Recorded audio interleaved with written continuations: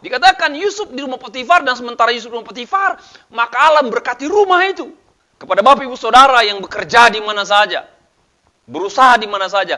Ketika engkau hadir pada sebuah toko, hadir pada sebuah bisnis, hadir pada sebuah perusahaan, hadir pada sebuah pabrik, saya berdoa kehadiranmu itu memberkati tempat di mana kau berada, karena Allah menyertai engkau.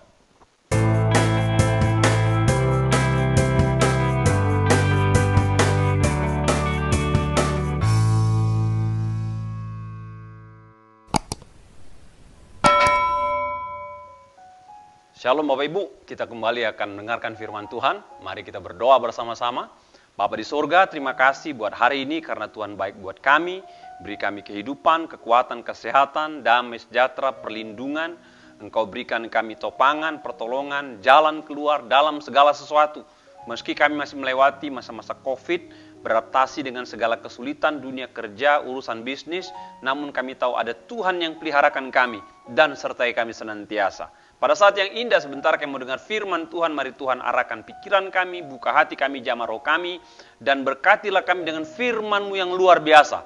Firman ya dan amin, bukan hanya untuk memuaskan telinga keingintahuan kami, namun kami ingin melakukannya, mempraktekkannya, dan mengalaminya. Berfirmanlah Tuhan, kami siap mendengarkan, melakukan, mengerjakannya dalam hidup kami sehari-hari. Dalam nama Yesus kami ucap syukur dan berdoa, yang percaya katakan amin. Bapak Ibu Saudara, saat ini saya akan sampaikan firman Tuhan. Judulnya menjaga sebuah kepercayaan. Itu judulnya, menjaga sebuah kepercayaan. Bapak Ibu, hal ini akan saya ambil dari tokoh yang bernama Yusuf. Ya, topik ini saya akan ambil dari tokoh yang bernama Yusuf. Mari saya ajak Bapak Ibu untuk belajar flashback singkat, cepat mengenai sejarah hidup Yusuf. Pertama, dia merupakan anak kesayangan daripada Yakub.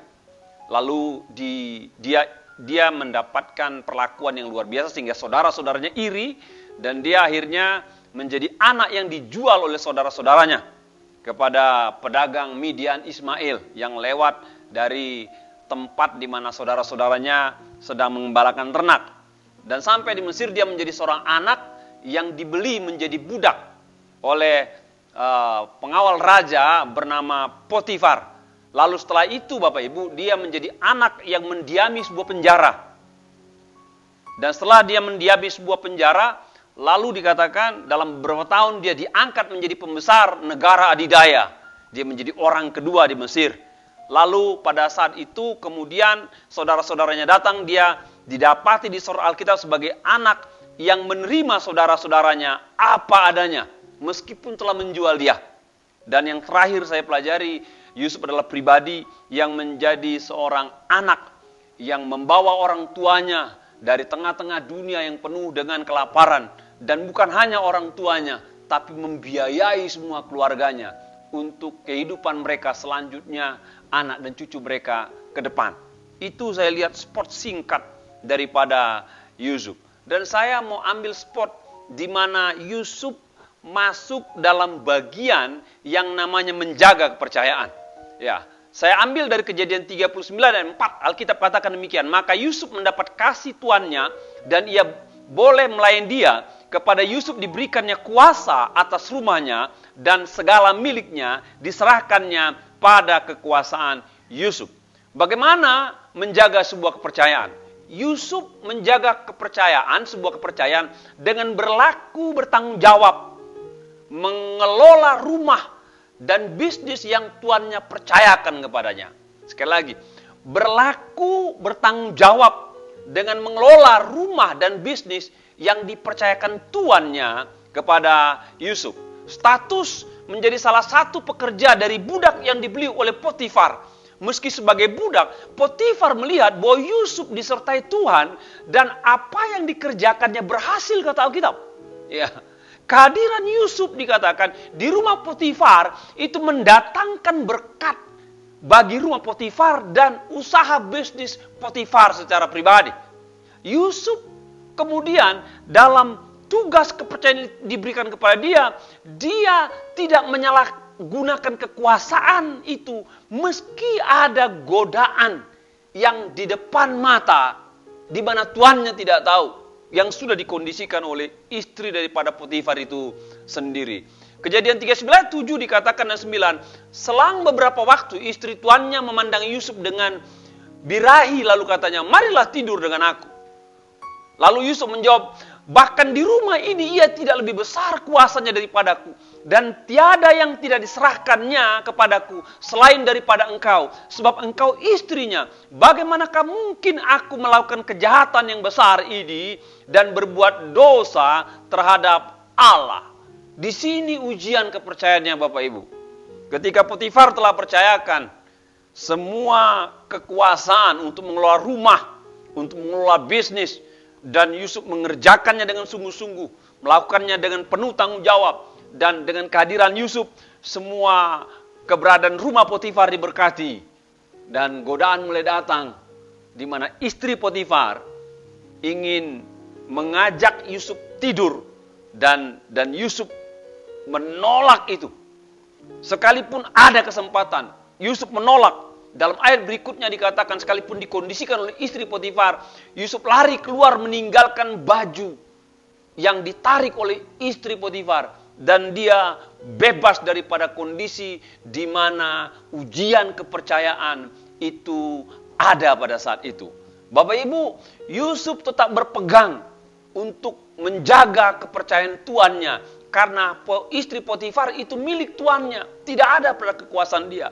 Namun yang saya dapatkan Bapak Ibu, Yusuf tetap berpegang dan menjaga kepercayaan tuannya, yang dia tahu, dia sadar, itu kepercayaan yang diberikan oleh Tuhan di sorga. Makanya pada bagian ayat terakhir dikatakan, dan bagaimana mungkin saya melakukan kejahatan yang besar ini dan berbuat dosa terhadap Allah. Bapak Ibu bayangkanlah, pertama dikatakan bahwa istrinya itu tidak diserahkan kepada dia oleh Potifar.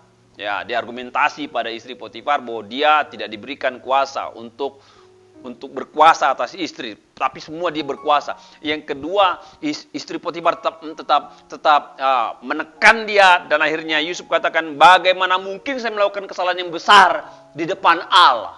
Jadi ada level penjagaan kepercayaan. Pertama, dia jaga kepercayaan daripada tuannya Potifar, namun di atas itu dia jaga kepercayaan daripada Allah yang ada di surga, yang Yusuf tidak berani sama sekali untuk melukai kepercayaan tuannya dan melukai kepercayaan Tuhan yang telah mempercayakan Yusuf tinggal di rumah Potifar. Apa pelajaran yang saya dapatkan dari kisah ini? Ada kalanya Bapak Ibu, penyertaan Tuhan itu terasa nyata ketika kita hidup berada pada situasi sulit. Itu yang pertama yang saya dapatkan. Sekali lagi, ada kalanya penyertaan Tuhan terasa nyata ketika hidup kita berada pada situasi sulit. Kata Allah menyertai Yusuf ini Bapak Ibu, itu ditekankan di Alkitab ketika Yusuf ada di rumah Potifar sebagai budak dan sebagai pekerja. Waktu Yusuf ada bersama dengan Yakub bapaknya, ayat ini nggak bunyi, nggak dikatakan bahwa Yusuf disertai oleh Tuhan.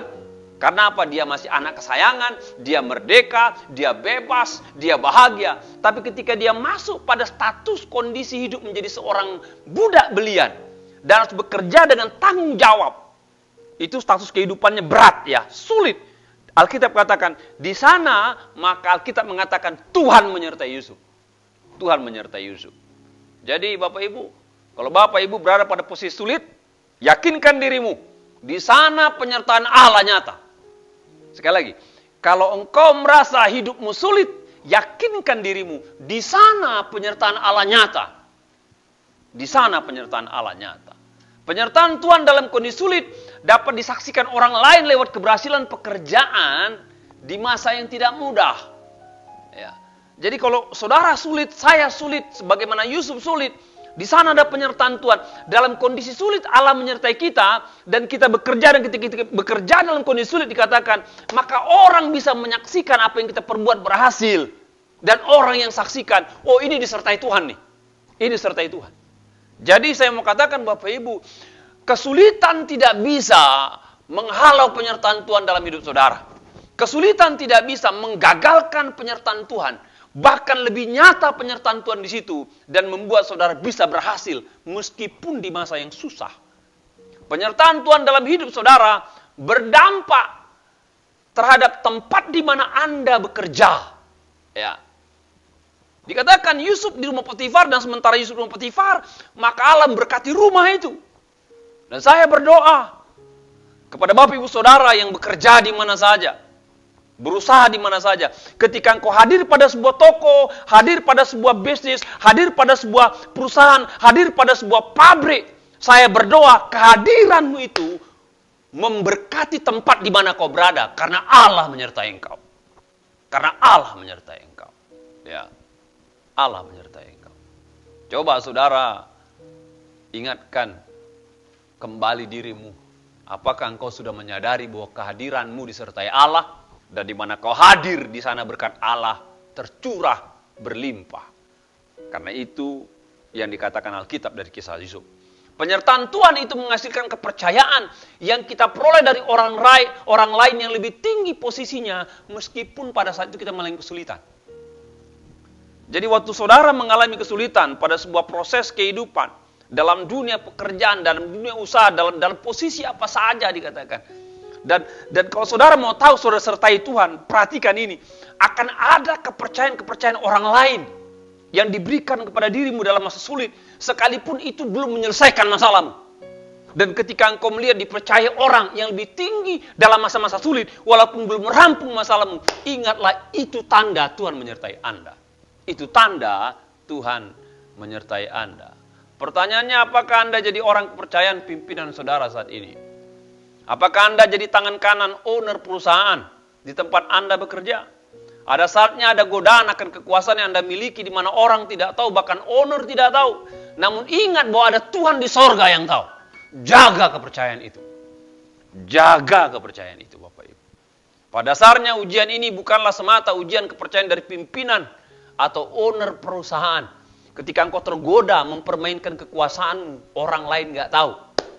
Sebenarnya itu ujian kepercayaan yang dari Tuhan. Ujian kepercayaan daripada Tuhan. Apakah engkau bisa dipercaya apa tidak untuk level berikutnya, untuk tahap berikutnya. Kalau kita gagal menjaga kepercayaan orang lain, terlebih kepercayaan Tuhan, maka kita akan mengalami situasi yang lebih sulit ke depan. Pasti mengalami situasi yang lebih sulit ke depan. Saya baca dari kitab Amsal dikatakan demikian. Karena segala jalan orang terbuka di mata Tuhan, dan segala langkah orang diawasinya. Karena segala jalan orang terbuka di mata Tuhan, dan segala langkah orang diawasinya. Bapak Ibu, jaga kepercayaan. Kalau engkau bekerja di sebuah tempat, engkau menjadi tangan kanan seseorang, engkau memiliki kuasa atas sebuah usaha bisnis, apa saja yang diberikan orang yang lebih tinggi dari dirimu, jaga kepercayaan itu. Ingat, kepercayaan itu tidak begitu saja, itu berasal daripada Tuhan. Karena Tuhan menyertai engkau, Tuhan berikan kepercayaan lewat seorang pemimpin di atasmu, dan orang itu berikan kepada engkau. Dan ketika tidak ada yang tahu bagaimana engkau mengelola kepercayaan itu, dan ada godaan di dalamnya untuk kepuasan diri, untuk kepentingan diri, dengan cara mengorbankan, menodai kepercayaan itu, ingat, ada mata Tuhan di surga memperhatikan langkah kita. Jaga kepercayaan, dan jadilah pribadi yang menjaga sebuah kepercayaan, maka hidupmu akan berjalan terus. Ya. Yang kedua, bagaimana menjaga sebuah kepercayaan? Dalam Kejadian 39:21 dikatakan, tapi Tuhan menyertai Yusuf dan melimpahkan kasih-Nya kepadanya, dan membuat Yusuf kesayangan bagi kepala penjara itu. Ya. Yang kedua, berlaku bertanggung jawab dalam menjalankan tugas yang diberikan pemimpin. Itu yang kedua, berlaku bertanggung jawab dalam menjalankan tugas yang diberikan pemimpin. Ya.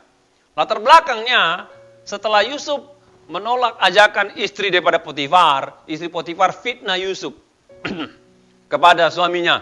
Singkatnya, Yusuf dimasukkan ke dalam penjara. Dari kisah ini kita belajar Bapak Ibu, ada kalanya kita alami hal yang sulit ketika tetap mempertahankan apa yang benar di mata Tuhan. Perhatikan. Ada kalanya kita alami hal yang sulit ketika kita tetap pertahankan apa yang benar di mata Tuhan. Namun percayalah, meskipun engkau mengalami hal yang sulit, Allah tetap menyertai Yusuf meski dimasukkan ke penjara.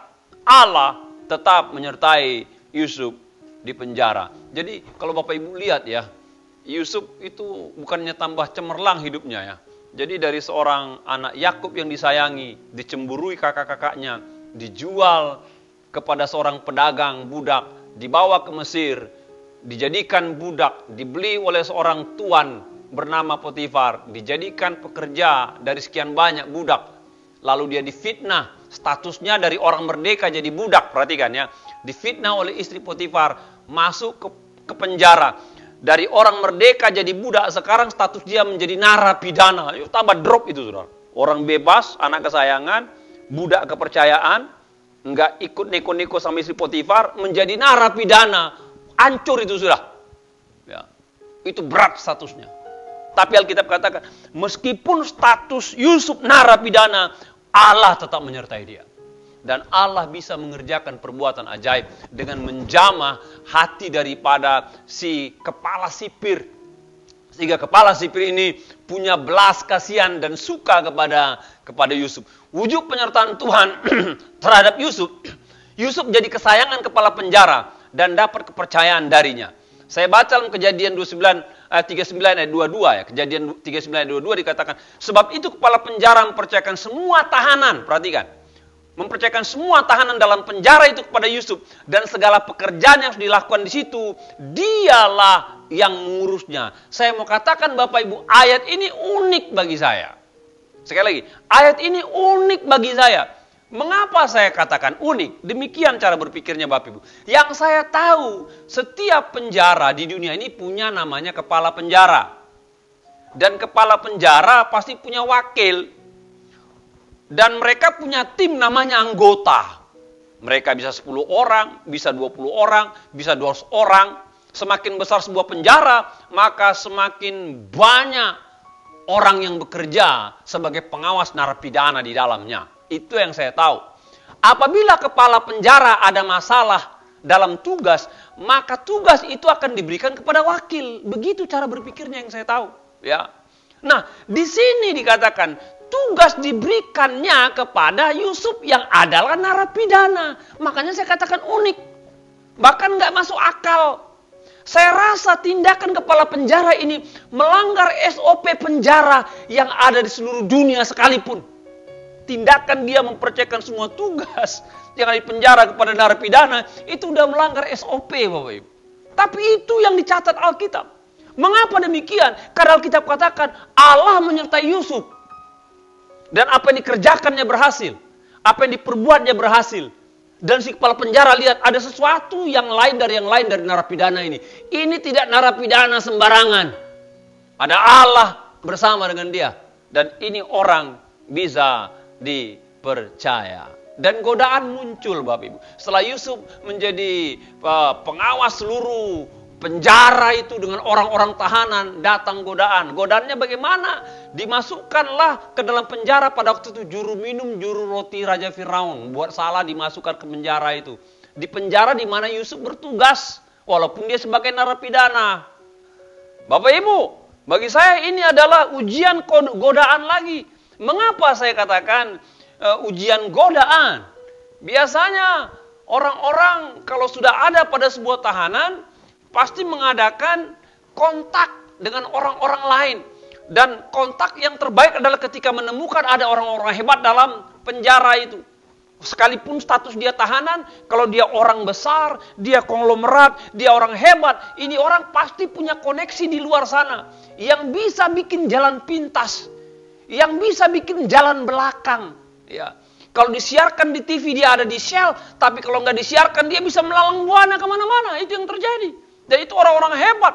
Namun saya tidak mendapatkan Yusuf sepertinya negosiasi sama juru minum juru roti. Yusuf tidak sepertinya coba adakan kontrak tersembunyi di belakang kepala sipir. Enggak. Dia bekerja sebagaimana adanya. Dia bekerja jujur, dia bekerja lurus. Enggak ada intrik-intrik. Ya dia bekerja sebagaimana apa adanya.